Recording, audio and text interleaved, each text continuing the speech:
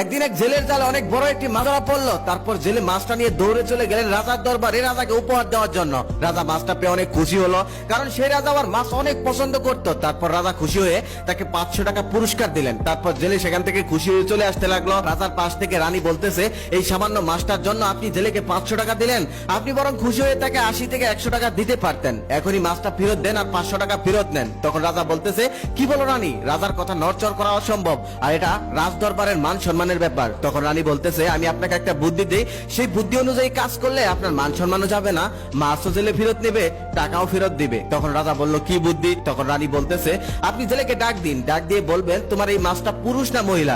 যদি ও মহিলা বলে তাহলে আপনি বলেন আমি পুরুষ মাছ খাই, আর যদি পুরুষ বলে তাহলে আপনি বলবেন আমি মহিলা মাছ খাই। তখন দেখবেন জেলে ঠিকই মাছ ফেরত নেবে আর টাকাটা ফেরত দিয়ে এখান থেকে চলে যাবে। তারপর রাজা জেলেকে ডাক দিয়ে বলল, শোনো, এই মাছটা পুরুষ না মহিলা? জেলে কিছুক্ষণ নীরব থাকার পর বললেন, মহারাজ, এই মাছটা পুরুষও না মহিলাও না, এই মাছটা হলো হিজড়া। এই কথাটা শোনার সাথে সাথে রাজ দরবারের সবাই পিক করে হেসে উঠলো। রানীও মুখে কাপড় দিয়ে মুস্কি মুস্কি হাসতেছে। তখন রাজা তার বিচক্ষণতা দেখে তাকে আরো 500 টাকা পুরস্কার দিলেন। এবার জেলের 1000 টাকা হলো। জেলে খুশি হয়ে সেখান থেকে চলে যেতে লাগলো। তার একটু সামনে যাওয়ার পর জেলের পকেট থেকে 5টা টাকা পড়ে গেল।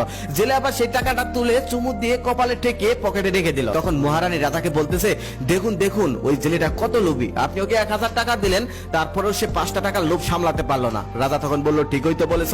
তারপর জেলেকে ডাক দিয়ে বলল, এই লোভী জেলে, তোকে আমি 1000 টাকা দিলাম, তারপরে তুই আবার 5টা টাকার লোভ সামলাতে পারলি না, টাকাটা তুলে আবার চুমু খেয়ে পকেটে রেখে দিলি। এখান দিয়ে কত গরিব মানুষ আসা যাওয়া করে, তারা তুই 5টা টাকা নিতে পারতো, তাই না? তুই আবার টাকাটা তুলে চুমু খেয়ে পকেটে রেখে দিলি। সত্যি তুই লোভী, আর এখন তোর ওই লোভের কারণে তোর বিচার করা হবে। তখন জেলে বলতেছে, মহারাজ, আমি লোভের কারণে এই টাকাটা তুলিনি, আমি এই টাকাটা তুলে চুমু খেয়ে পকেটে রেখেছি এই কারণে, কারণ এই টাকার মধ্যে আপনারা রানীমার নাম লেখা আছে। এই টাকাটা যদি কেউ পিষে দেয় তখন তো রাজা রানীমার মান সম্মান নষ্ট হবে, তাই আমি এই টাকাটা তুলে চুমু খেয়ে আবার পকেটে রেখে দিয়েছি। রাজা তখন আরো খুশি হয়ে গেল, আরো খুশি হয়ে তাকে আরো 1000 টাকা দিল।